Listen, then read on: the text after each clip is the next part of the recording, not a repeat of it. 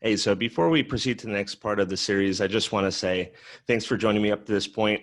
If you started with video 1, this is video 52, so hopefully you've seen the value and everything that is provided here. You're well on your way with creating an audit that'll greatly benefit your marketing and your website.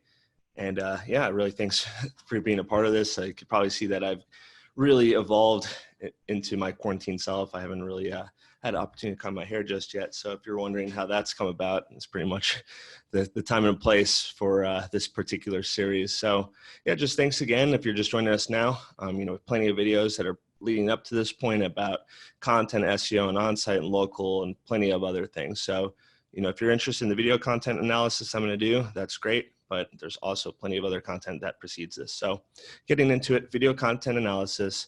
I wouldn't say that I'm a video SEO expert. I used to dabble in it probably more like 7-8 years ago. Didn't see too many results from it. So that's kind of why I kind of consider video SEO definitely on the list of things that you should pursue, but I just never really put it on my list of maybe like top 5. I kind of consider my on-site, my content strategy, maybe some paid, maybe some social, to be a lot of the approaches that I typically use for lead generation. I think that videos are fantastic for conversion. I think that they're great for branding. I think that they're great to accompany some paid campaigns, maybe social media pre-roll, maybe embedded within Facebook advertisements. I think they're great. I just think from an SEO standpoint, it's not something I typically focus on, at least in the beginning. But I'm going to certainly analyze it if a law firm is pursuing them and does have a dedicated part of their website for their videos. So in this particular situation, I do see that they had 16 videos. Some are attorney profile videos. I like to encourage that for everyone. Media coverage is fantastic. I like to share that as much as possible. But if you're going to be talking about certain keywords and trying to rank on YouTube, there's some other approaches you want to take to that.